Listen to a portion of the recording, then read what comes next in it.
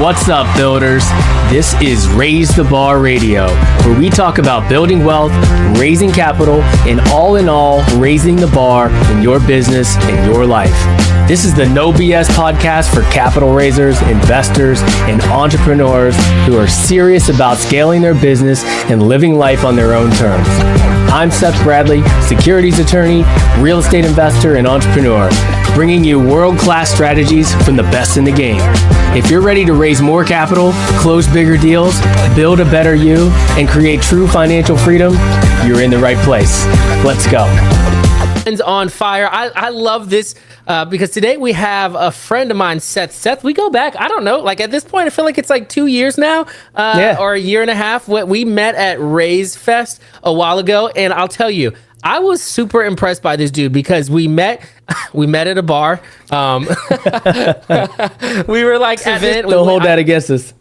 That's right. That's exactly right. We were at this event for Raise Fest, and like I'd gone downstairs. He was chilling. I was chilling. We started talking, and I was like, I like this dude because one, he's not like the typical like white dude that's here. He's all tatted up. He's really cool. And then I realized he's by far the smartest in the room. And I was like, yo, Seth is the man. So Seth, I would love for people to tell, or for you to tell people like who you are and what you do. I've enjoyed keeping up with you over the years. The content you're putting out is incredible. And so if you haven't, give this man a follow, especially if you want to stay compliant with funds and the legal aspect of it, because he's doing some really awesome stuff. And I love how just like fit you and your wife are. That's pretty cool too. So I respect that too. So Seth, like, man, tell people who you are, where you're from, what do you do? Because I think it's going to be important for people to know you.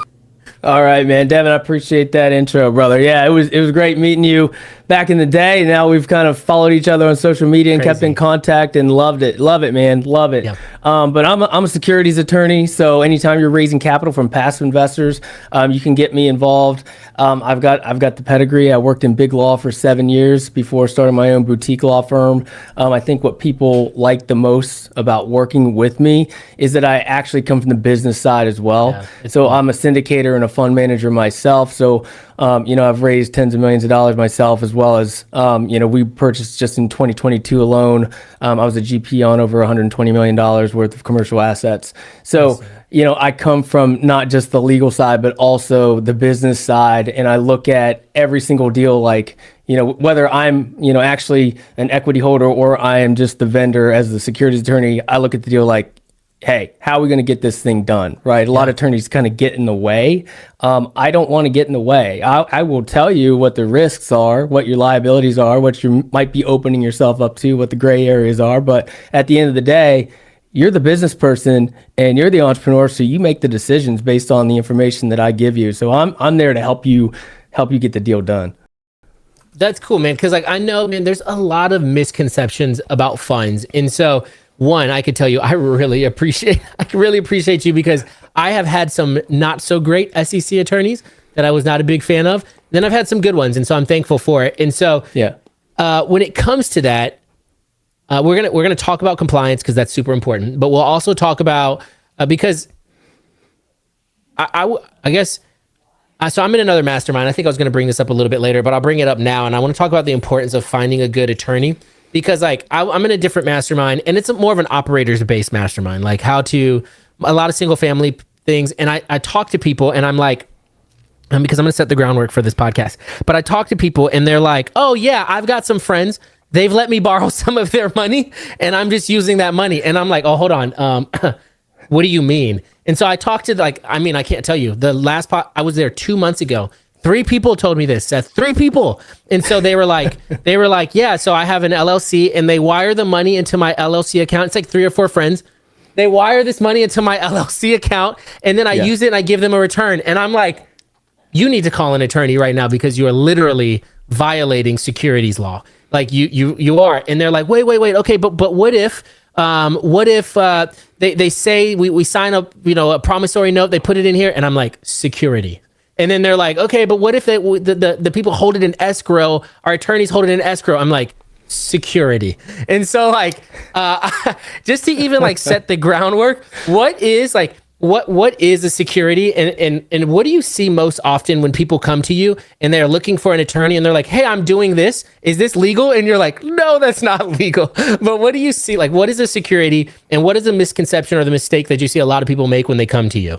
Yeah, I mean, you just said it. So the number one problem, or the biggest problem I see every single day, is just the lack of knowledge. Like, people just don't know, and there's maybe a fine line there between not knowing and not caring enough to know. Right, exactly. You're like, I know I'm doing something here, and I don't care to look into it a little bit further to figure it out. But that's really what it comes down to, is just not having the knowledge, because you think like, oh, I'm just gonna, me and this guy are gonna partner. He's gonna give me all this money, and they're not gonna do anything, and they're gonna expect a return on their investment and all that kind of stuff, and it's all good, but it's not. You're getting yourself into issues.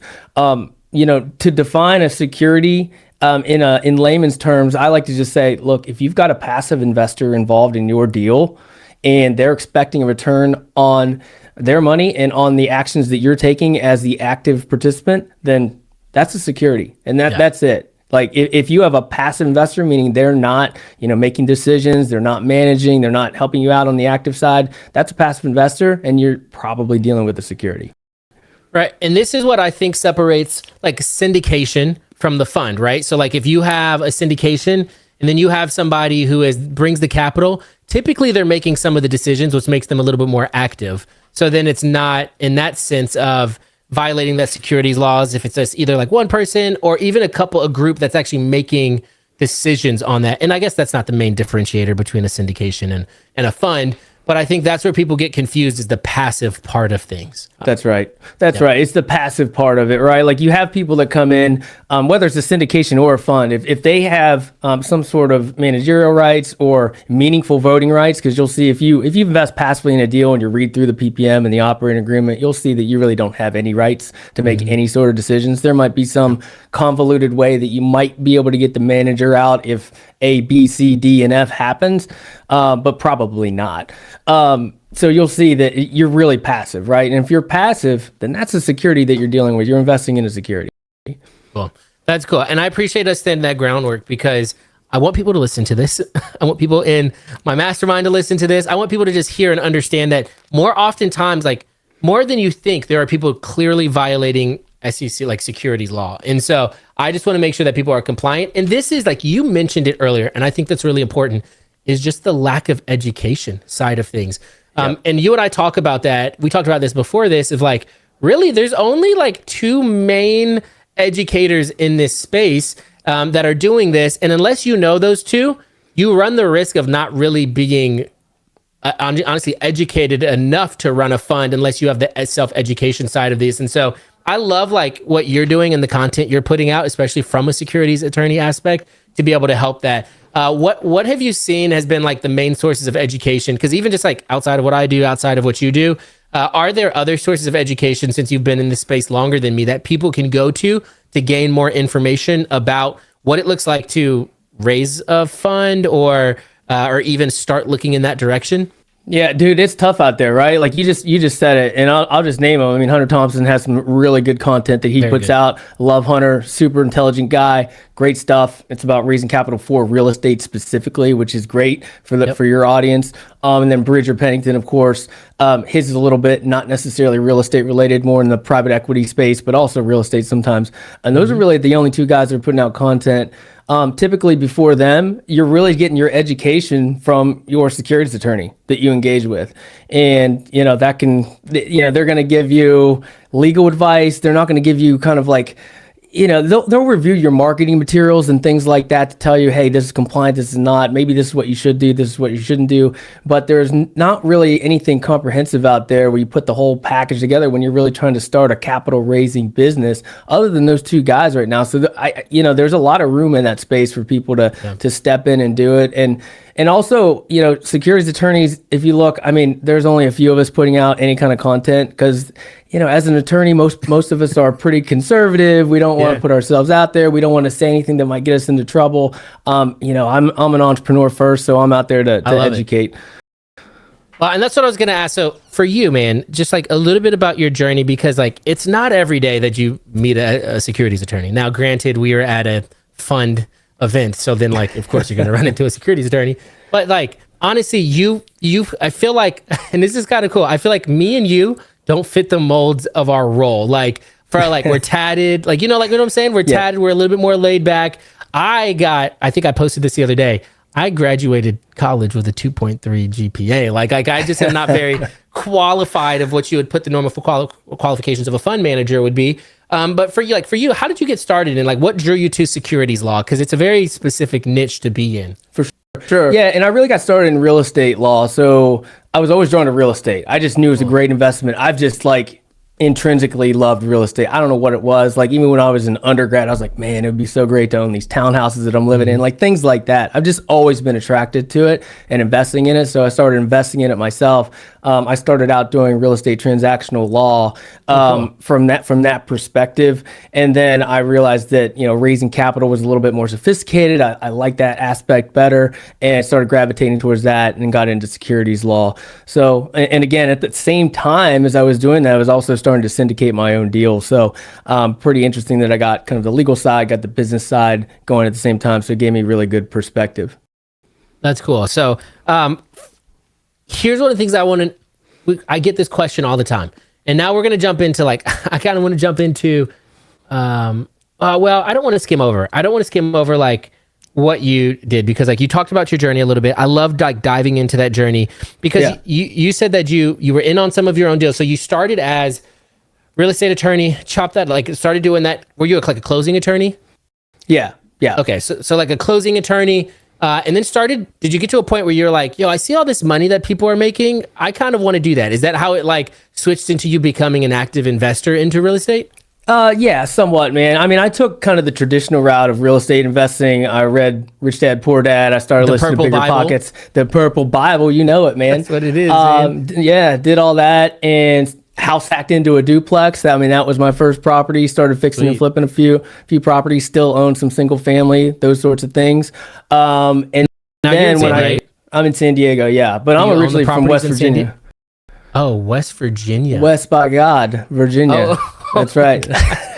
All right. I mean, like, I feel like if you're from there, you would say something like that. That doesn't make sense. That's the saying. That's what we say. West by God, Virginia. I don't know anything about West Virginia, but now I do. So now, do you own some of your properties in two very different markets, West Virginia or San Diego? Is that like where you own them, or are you in other markets? They're all over the place. So like I lived in Charlotte for a little bit, like so own a couple of properties there. Own a property in West Virginia, that duplex that I was telling you about because I moved there for a job. And really, California is tough, like to make anything cash flow. There's some ADU opportunities right now for that, but really just own the house that I live in. Then I have a condo that I rent out up in Orange County, and that's about it. But the other ones are all kind of all over the place. Like we invested in Cleveland for a little bit as well. Oh yeah, some multifamily stuff in Cleveland. That was kind of in the single family phase. But as far as like the multifamily, the retail, a lot of that was like in the Midwest, in the Sun Belt area, so all over the place. And we did industrial, we did retail, we did multifamily, all sorts of stuff, man, on the commercial side. And it's good to know that background for you, like not that background, but like you had the ability to understand and how to structure some of those deals. And so I'd love to talk about the structure of funds a little bit, because this is, I'm going to ask the question that I think like everybody wants to ask an SEC attorney about the difference between a 506B and a 506C, and then what constitutes like having that pre-existing relationship, right? Because like if you have a 506B or a 506C, there's certain stipulations, but those are the two most common, right? Like 90% of funds are 506Bs or 506Cs. And so, and if I'm wrong, just let me know. But I believe that's like the statistic. And with those, what constitutes the differences, and then the pre-existing relationship part is one that a lot of people have questions about. For sure, man. Yeah, you're spot on so far. I mean, 506B, I like to remember by buddy. So it's typically going to be a buddy, right? Like, you have to have, so the rule isn't that you have to have a pre-existing substantive relationship. The rule is you're not allowed to solicit or advertise. That's the rule. And the way that you show that is by having a pre-existing substantive relationship with those investors. So that's a little bit of a nuance there. The rule is really you can't solicit or advertise. You can't go on Facebook and talk about it. You can't take out Google ads and put it out there. You can't even talk about it really to strangers and invite them into your deals. You have to have that pre-existing substantive relationship, because otherwise, think about it, well, how would they know about your deal if you didn't? right? Like that's kind of the mindset there. So 506B, but the advantage there, of course, is that you're allowed to bring in 35 non-accredited investors. So that's why people go with the 506B route. Number one, you can bring in a limited number of non-accredited investors, and number two, there's less requirements for you as the fund manager or the syndicator, the capital raiser, on proving if they're accredited or not, because they just self-certify. So those are really the two big reasons you would choose a 506B versus a 506C, which you can remember that by community. So it's a bigger pool of people. Cool. Right? It's a 506C for community. Those folks, or when you have that exemption, then you can go out there to your community. You can solicit, you can advertise, you can put it on Facebook, you can put it out there in your mastermind. You can go speak on stage and say, hey guys, come invest in my deal. You can do whatever you want, really. It gives you the freedom to operate and not feel like, oh, am I doing something wrong? But obviously the big thing there is accredited investors only. So if you choose that 506C exemption, you're only allowed to bring in accredited investors, and you're also going to have to take reasonable steps to verify that, and that's typically through a third-party vendor or through that investor's attorney or CPA that's going to write them a letter that says that they're qualified. Yeah, which typically, and not typically, but like this is why you see even older, more established funds go with a B, because it's easier to just bring them in, so they don't have to do all that stuff. Yeah, what you see is they'll do a 506B, but they won't allow non-accredited investors in. So it'll be 506B, but only allow accredited investors, so that they don't have to. They can self-certify. Yeah, which just makes it just a whole lot easier from a paperwork standpoint. So then, which is really, really interesting. So for me, and I'm going to just dive in a little bit deeper, because there's so much gray here, and like it's fine if you don't bring any like clarity to the situation, but there's so much gray here, because I hear people that are like, all right, now when you meet that person, add it to your calendar that you met that person, and then you could talk to them 3 weeks later, and then you could pitch your fund to them, and then now you're showing the SEC that it's a pre-existing relationship, and then it's like, well, where the heck is the line if there isn't even a line? And then it's like, then what does the SEC expect me to do? You know, like if somebody introduces me to somebody, how the heck do I make sure that I'm compliant in that relationship that we have, if I know that they even come into the relationship interested in what I'm doing? Yeah, pre-existing actually just means pre-existing the offering. So pre-existing your syndication, pre-existing your fund. So that makes it a little bit difficult when you've got, let's say, an evergreen fund, right? It's like, well, you've got that offering open forever, right? So you can't even bring anybody in after you've opened it that you don't already know. But there is a kind of a loophole, I'll call it. It's not really a loophole, it's actually a regulation, but you can actually convert a 506B to a 506C now. You didn't used to be able to do that, but I think that passed maybe like 2 or 3 years ago, where you can convert the 506B to the 506C. Now you can't go back after that, but once you make that conversion, get all your 506B investors in if you want to fill that 35 non-accredited pool, and then convert it to a 506C, you can do that, and then you can go out and you can solicit, you can advertise, you can talk about it, you can bring in strangers. Yeah.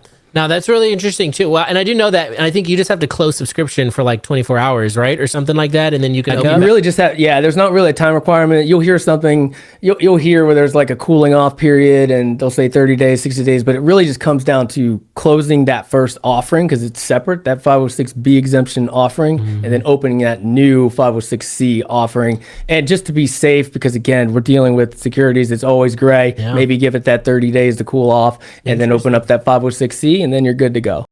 And you have to refile like a Form D and everything like that? You do. Okay. You do. Yep. Okay, cool. I wonder if you can use the same documents, but you'd need a new Form D, yeah.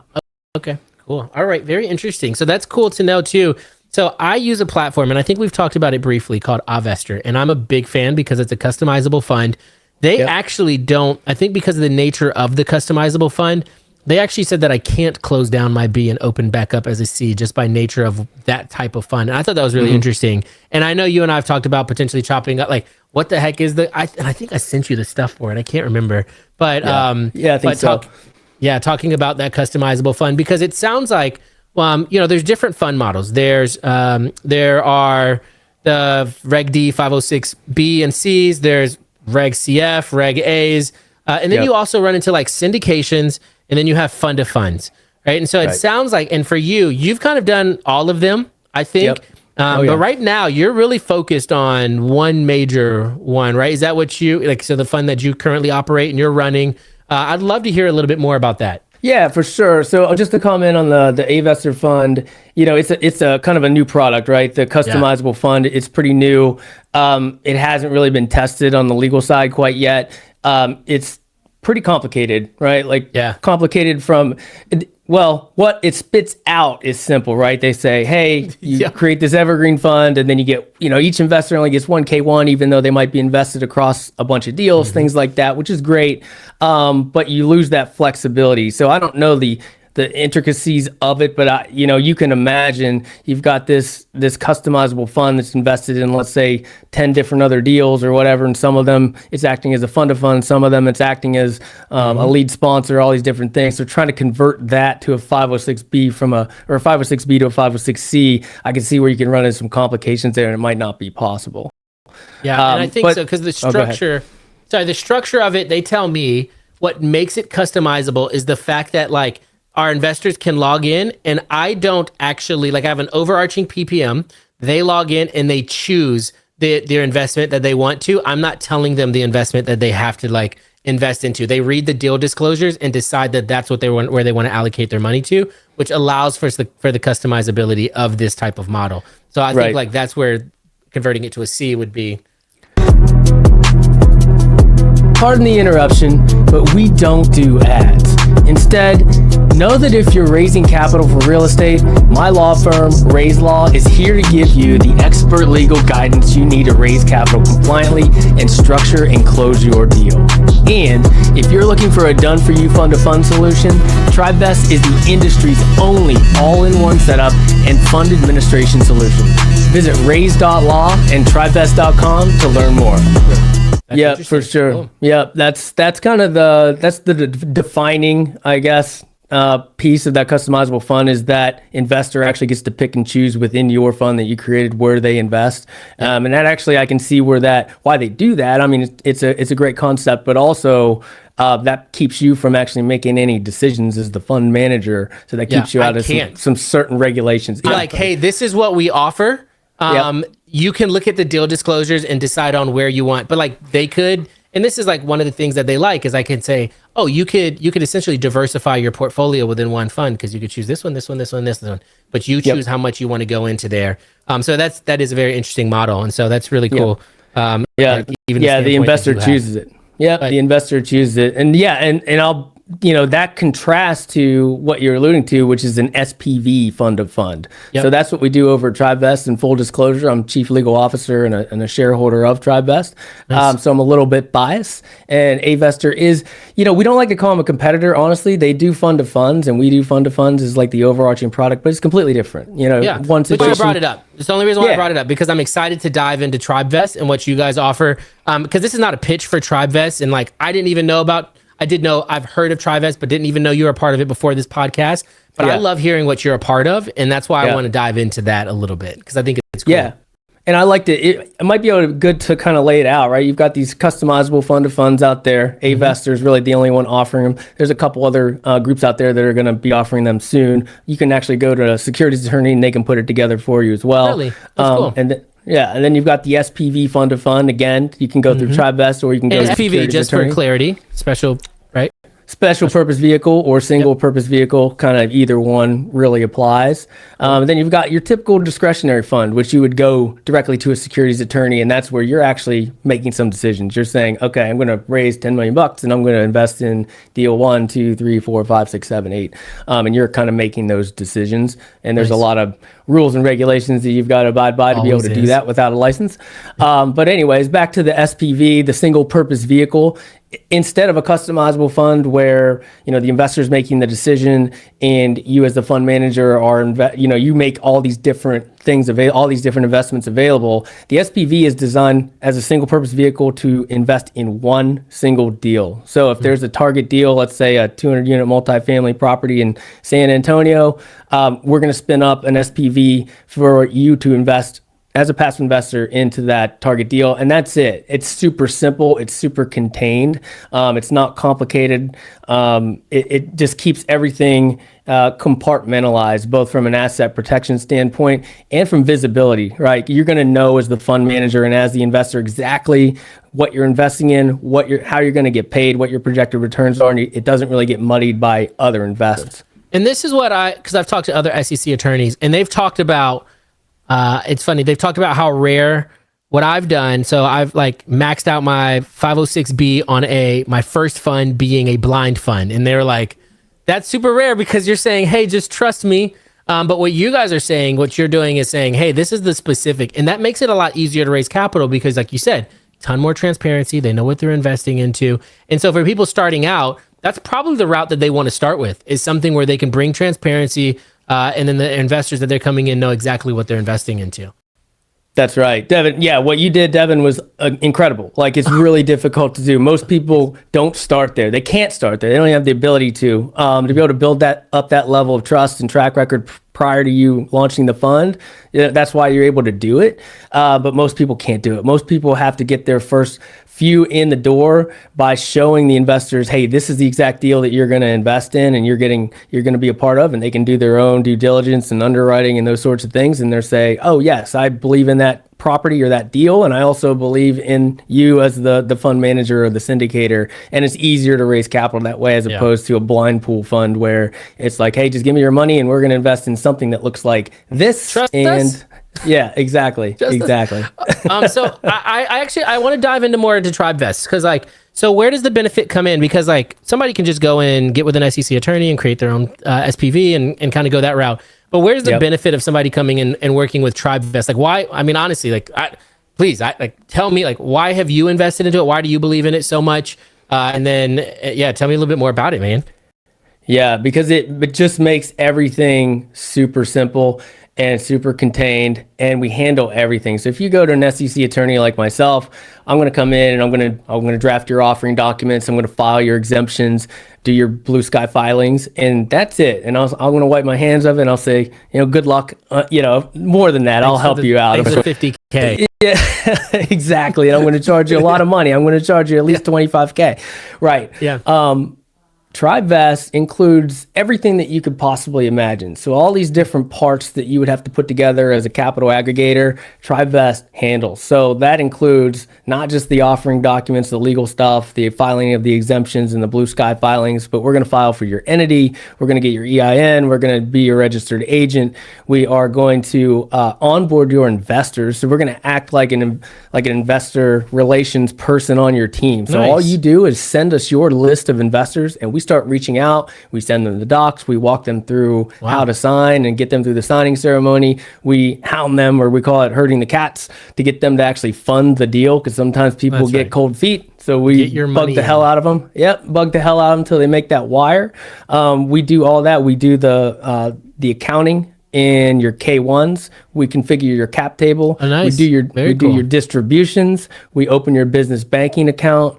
We do everything on the back end. So we've got the investor dashboard or investor portal that you can use, which alone is, you're going to pay $500 a month at minimum for that by itself. So it's incredible. And we do it at an incredible price. And I mean, we're very transparent about that. It's $5,000 up front and then $2,000 a year annually. And that comes with docs and everything?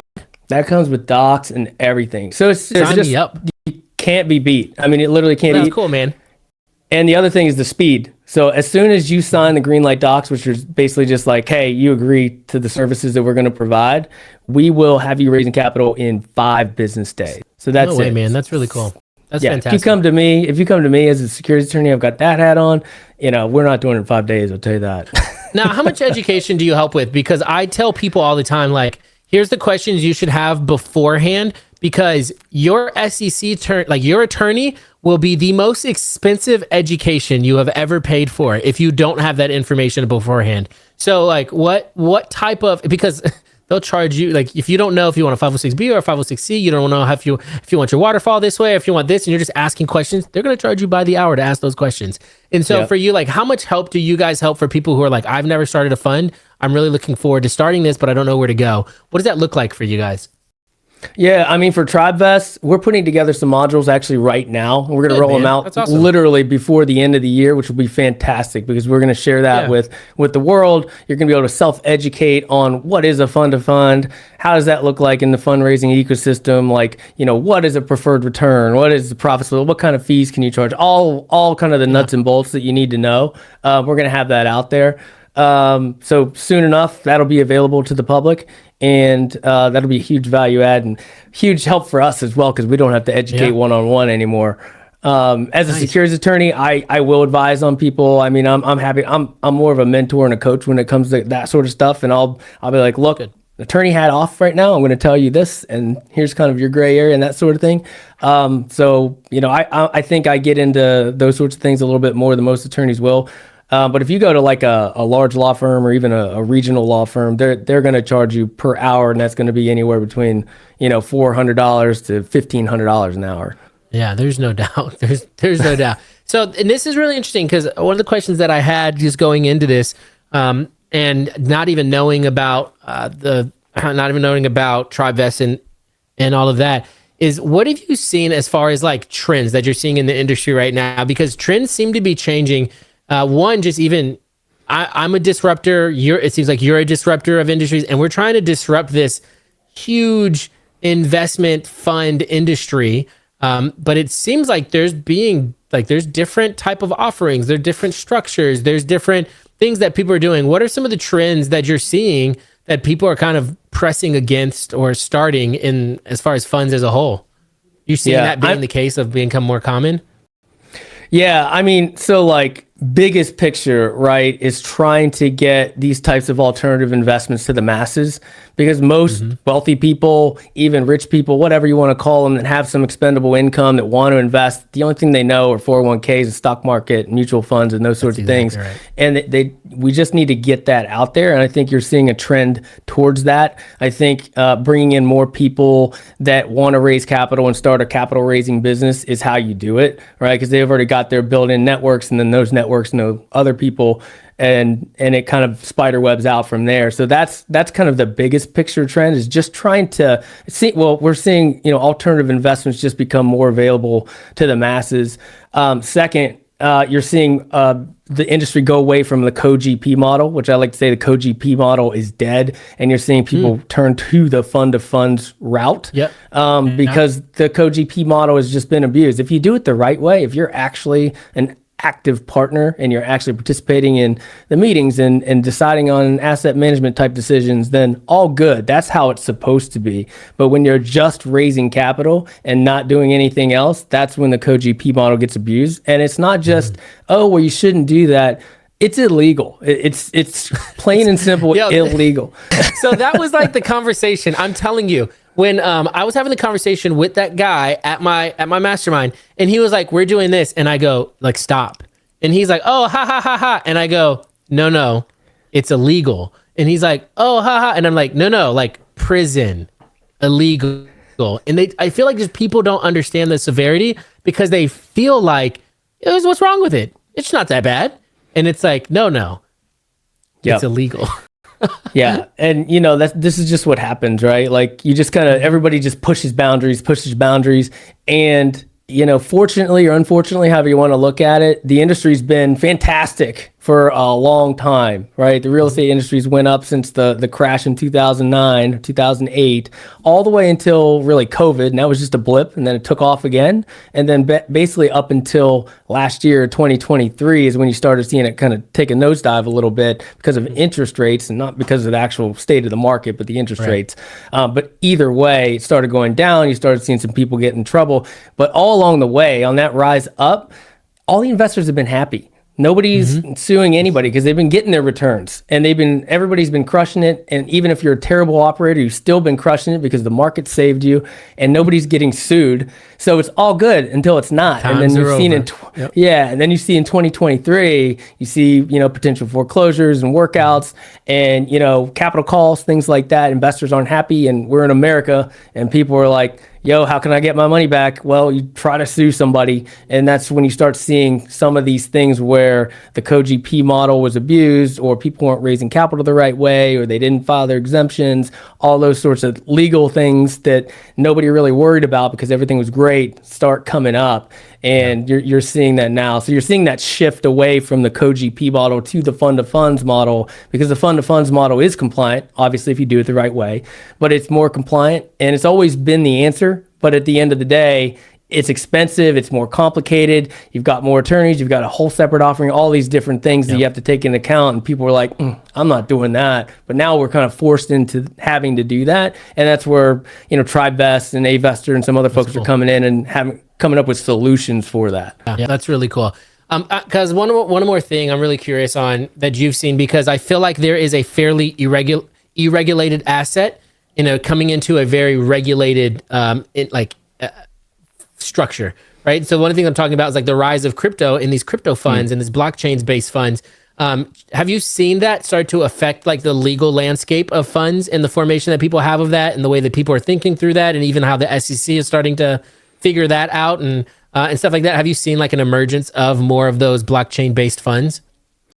I have, yeah. And not just like strictly, blockchain and crypto, but also just spin-offs of that, right? Like you saw tokenized real estate was a big thing for a little while. It's kind of turned down a little bit, but that was huge. That was crazy that you could be like, I'm tokenizing my bathroom, and when I sell it, you get like that much of the square footage and the appreciation. It's like, what? That's crazy.